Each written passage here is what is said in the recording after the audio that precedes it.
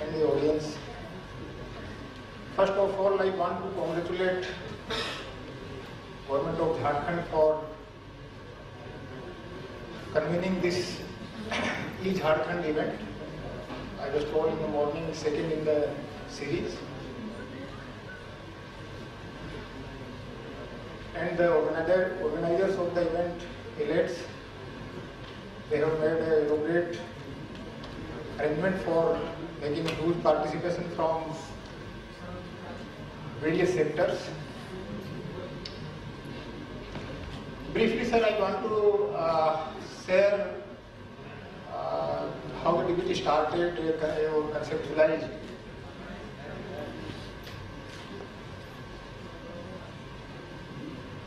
(2013) में जो पुराना प्लानिंग कमीशन था, उसके लिए नीति आयोग बन गया है, उसमें डीबीटी को कंसेप्चुलाइज किया गया। 1 जनवरी 2013 से डीबीटी को रोल आउट किया गया। शुरुआत में 19 स्कीमों को आइडेंटिफाई किया गया, जिनमें कि इंडिविजुअल बेनिफिशरीज को इजीली आइडेंटिफाई किया जा सकता है। मेजरली स्कॉलरशिप स्कीम्स थे। तो फर्स्ट फेज में उन्होंने आधार के साथ में इसको लिंक किया। जहाँ जहाँ भी आधार का पेनिट्रेशन बढ़ रहा था, उन जिलों को सेलेक्ट किया गया। इसीलिए फेज 1 में 44 डिस्ट्रिक्ट थ्रू आउट कंट्री लिए गए, जहाँ भी आधार पेनिट्रेशन करीब 20% के ऊपर इंक्रीज हो रहा था, उन डिस्ट्रिक्ट्स को सेलेक्ट किया गया। और जो 24 स्कीमें शुरुआत में सेलेक्ट की गई, उसमें 17 स्कॉलरशिप स्कीम थी, कुछ लेबर से रिलेटेड स्कीम्स थी, कुछ वुमेन IGMSY एंड जननी सुरक्षा योजना, इस तरह की स्कीमें थी। उसके बाद में सोशल सिक्योरिटी पेंशन को इनमें जोड़ा गया NSCP प्रोग्राम।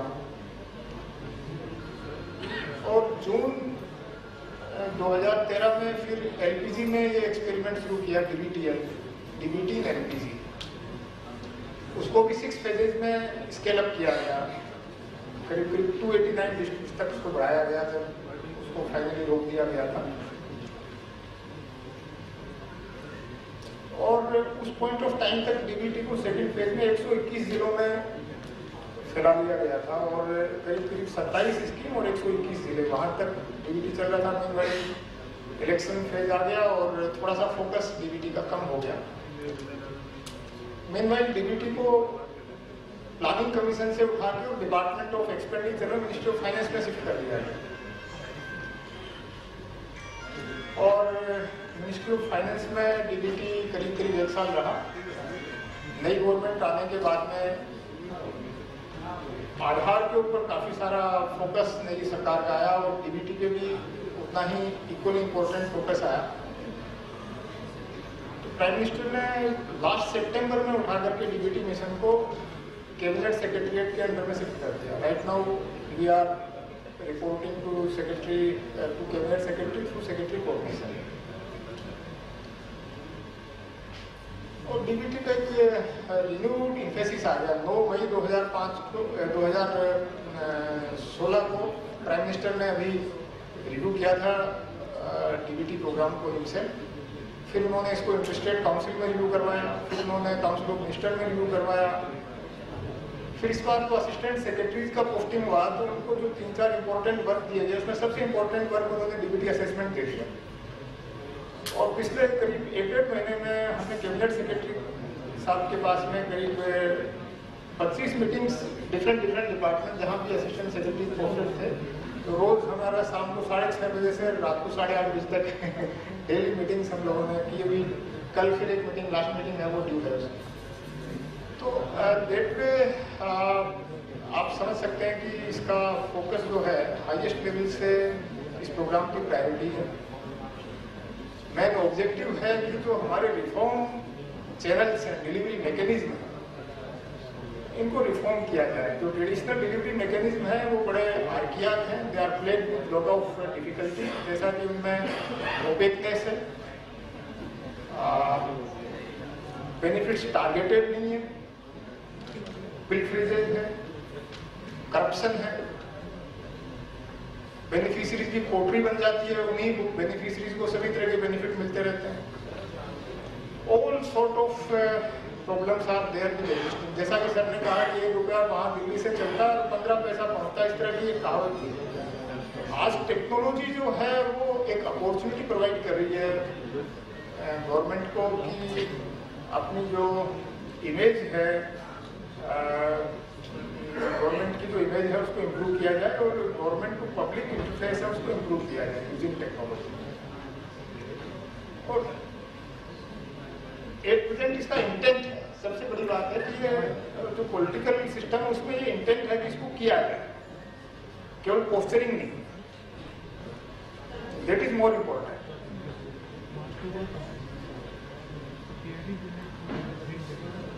तो मेरा ये कहने का अभिप्राय है कि डीबीटी मिशन में हम कंट्री वाइड जो प्रोसेस है उसको इम्प्लीमेंट करने का प्रयास कर रहे हैं कि सारे स्टेट्स को फॉलो करें, अपनी एक्टिविटीज को सिंक्रोनाइज करें। इन दैट सेंस झारखंड एक तरह से हमारा कस्टमर हो गया डीबीटी मिशन में। तो हम ये चाहते हैं कि जो गवर्नमेंट ऑफ झारखंड है वो not only in the centrally sponsored schemes but अपनी जो स्टेट रन स्कीम्स हैं उनमें भी इस आर्किटेक्चर को फॉलो करवाएं, इस आर्किटेक्चर को अडॉप्ट करें। और इसके ह्यूज गेन्स हैं। डीबीटी अगर आप हमने देखा कि जहां जहां भी इम्प्लीमेंट होता चला गया उन सारी स्कीमों में end to end transparency create हो गई। मिनिस्ट्री सेंट्रल लेवल पे एम्पावर होती चली जा रही है, उनको पता लग पा रहा है कि उनके बेनिफिशरीज कौन से हैं। जो आरकिया मेथड था हमारे बजटिंग का कि बजट पास हो गया, डिफरेंट डेट्स में पैसा आ गया, पहला किस मिनिस्ट्रीज को बांट दिया गया डिफरेंट स्टेट्स को, एंड देन यूटिलाइजेशन सर्टिफिकेट आया और फाइल में लग गया और ऑडिट के पर्पज से फाइल पूरी हो गई। सेंट्रल मिनिस्ट्री को ये नहीं पता उस पैसे का हुआ क्या, कहाँ जाकर के वो पैसा पड़ा हुआ है। गवर्नमेंट ऑफ इंडिया 9% पे बोरो करती है और पैसा बहुत सारी जगहों पे मिसयूटिलाइज पड़ा रहता है। अभी राइट नाउ कंसेप्ट ये आ रहा है कि अब just in time fund release का कंसेप्ट जो है अडॉप्ट करना चाहिए। जहां जिस समय पैसे की जरूरत है भारत सरकार वो पैसा उसी पॉइंट ऑफ टाइम पे रिलीज करे। अगर सेंट्रली स्पॉन्सर्ड स्कीम है जिसमें स्टेट का शेयर भी है और भारत सरकार का भी शेयर है, तो जैसा कि अभी नरेगा में इन्होंने कुछ कुछ जगहों पे अपने मेथड्स को मॉडिफाई किया है, बेनिफिशरीज का लिस्ट जो है या बेनिफिशरीज ने क्या वर्क किया नरेगा वर्कर्स ने, वो एक लिस्ट बनकर स्टेट से अपलोड हो जाता है और फिर ट्रिगर होता है मनी वहाँ से। तो उसी तरह का कंसेप्ट और थॉट प्रोसेस चल रहा है कि ज़्यादातर स्कीम्स में यही सब किया जाए कि जब आपको 40 रुपया स्टेट को देना है, 60 रुपया सेंटर को देना है, तो जब स्टेट 40 अपना दे तो सेंटर से भी ट्रिगर हो जाए, 60 रुपया आ जाए। ऐसा नहीं कि वो पैसा जो है शुरुआत में आकर के और पड़ा रहे। ये थॉट प्रोसेस चल रहा है। तो सर ने जैसे बताया कि पब्लिक फाइनेंशियल मैनेजमेंट सिस्टम जो है उस डायरेक्शन में एक एफर्ट है। भारत सरकार का सारा पैसा पब्लिक फाइनेंशियल मैनेजमेंट सिस्टम के थ्रू ही अप्रूव होगा और उस सिस्टम को भी फर्दर इम्प्रूव किया जा रहा है। ट्रेजरी इंटीग्रेशन डिफरेंट स्टेट्स का चल रहा है या डिफरेंट स्टेट्स में एफएमएस ईएफएमएस सिस्टम है तो उनको इंटीग्रेट किया जा रहा है। करीब करीब 17 लाख से ज़्यादा इम्प्लीमेंटिंग एजेंसीज भी उस पर रजिस्टर्ड है। इसके अलावा मेनली मिनिस्ट्री जो मेजर मिनिस्ट्री जिनके बड़े बड़े प्रोग्राम्स हैं उनको अपने आईटी सिस्टम भी डेवलप करने के लिए कहा जा रहा है कि आप अपने आईटी सिस्टम डेवलप करिए और आप ट्रैक करिए अपने बेनिफिशरीज को। तो डीबीटी इम्प्लीमेंटेशन के काफी ह्यूज गेन है। पिछले साल करीब करीब 36,000 करोड़ रुपए की सेविंग भारत सरकार को डीबीटी इम्प्लीमेंट करने से हुई है। It is a huge amount. इस पैसे को आप इंफ्रास्ट्रक्चर डेवलपमेंट में काम ले सकते हैं या इसको आप इंक्लूसिवनेस बढ़ाने में काम ले सकते हैं। जो बच गए बेनिफिशरी उनको आप ज़्यादा लोगों को इंक्लूड कर सकते हैं। बहुत सारी केस स्टडीज पिछले कुछ समय में हमारे पास आई, जैसे केरला में प्राइमरी स्कूल का रजिस्ट्रेशन उन्होंने आधार से लिंक किया तो करीब करीब 6.5 लाख बच्चे कम हो गए प्राइमरी स्कूल में और 23,000 प्राइमरी टीचर्स की पोस्टें जो है उनकी रिक्वायरमेंट खत्म हो गई। सिमिलर एक्सपीरियंस जो है हरियाणा से हमें देखने को मिला सकता है। एलपीजी में 3.5 करोड़ कनेक्शन, बोगस कनेक्शन जो है, डुप्लीकेट कनेक्शन गायब हो गए। और सिमिलरली टीडीएस में तो ह्यूज गेन्स भी है वो अचीव। 34 करोड़ राशन कार्ड होते थे, 24 करोड़ रह गए। काफी सारे गेन्स हैं। मतलब इतना कुछ स्टेट्स में ऐसा है कि पॉपुलेशन से ज्यादा राशन कार्ड्स। तो टेक्नोलॉजी का यूज करके आज की डेट में हम डिलीवरी चैनल्स को रिफॉर्म कर सकते हैं, रिवैम्प कर सकते हैं, री इंजीनियर कर सकते हैं। तो मुझे लगता है कि रियल गेम उसमें है कि अभी शुरुआत में चेंज मैनेजमेंट बड़ा डिफिकल्ट टास्क है। सेंट्रल गवर्नमेंट में हमें डिफरेंट मिनिस्ट्रीज से उससे काफ़ी सारा रेजिस्टेंस क्रिएट होता है, because the kind of method या जिसमें कि वो कंफर्टेबल है काम करने में, उसको आप कन्वर्ट करने को कहते हो दूसरे मेथड से, तो दे फील अनकंफर्टेबल। अब वो रिस्पॉन्सिबिलिटी कहीं कहीं ऊपर की तरफ शिफ्ट हो रही है, तो उससे people feel little bit uncomfortable. इसी प्रक्रिया में मेरा केवल एक ऑब्जर्वेशन है कि अगर आपको रियल गेन लेना है तो आप प्रोसेसेस को री इंजीनियर करिए, नए सिरे से रीलुक करिए। आपका झारखंड का ही एक NSAP का केस स्टडी 2 साल पहले हमें मिला था, जिसमें पता लगा कि ओल्ड एज पेंशनर जो हैं उनके काफी सारे डुप्लीकेट्स हैं। एक आदमी 11-11 पेंशन ले रहा है। इस तरह के एग्जांपल्स एक केस स्टडी में हमें भेजे थे यहाँ से। और जब प्रोसेस को इंजीनियर किया गया तो 11 स्टेप थे उस प्रोसेस में, वो घट करके 4 स्टेप रह गए। तो अगर आपके पास अपॉर्चुनिटी है टेक्नोलॉजी को यूज करके डिनोवो प्रोसेसेस को देखने की, तो बेटर है कि आप उनको इंजीनियर करिए, वहां से आपको रियल गेन मिलेगा। मेरा ऑब्जेक्टिव केवल इतना ही है कि अभी राइट नाउ एक काफी सारी एक्टिविटी गवर्नमेंट ऑफ इंडिया में चल रही है। अभी हमने असिस्टेंट सेक्रेटरीज की एक्टिविटी के साथ में एक डीबीटी भारत पोर्टल बनाया था, तो उस पर उनको एक्सेस प्रोवाइड किया और उनसे सारी की सारी स्कीमों को हमने एनालाइज करवाया भारत सरकार की। तो 1038 डिफरेंट कंपोनेंट्स और स्कीम को एनालाइज किया, उसमें से करीब 437 कंपोनेंट्स को उन्होंने डीबीटी लेवल बताया। उस पर हम रिसेंटली काम करना शुरू करने जा रहे हैं कि भाई ये सारी जो डीबीटी लेवल बताइए, इनमें डीबीटी को उस पर उनको नया है।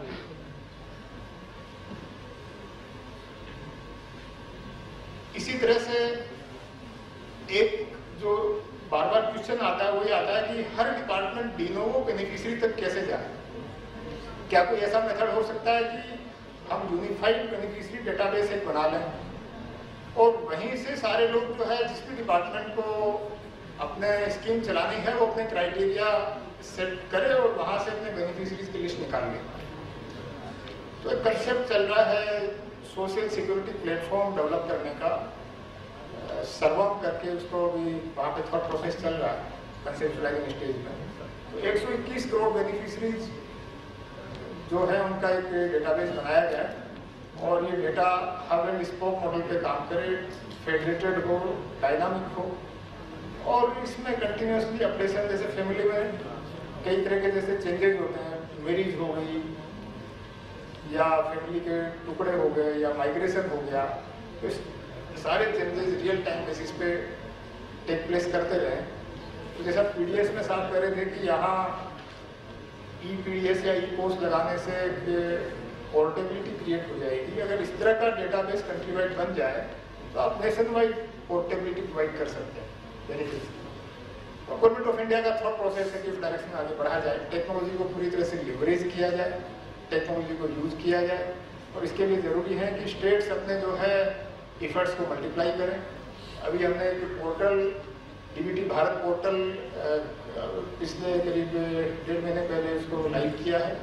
उस पर काफ़ी सारा डेटा अवेलेबल है, उसको हम स्टेट से एग्रीगेटरी स्टेट्स के पेजेस भी उस पर बना रहे हैं।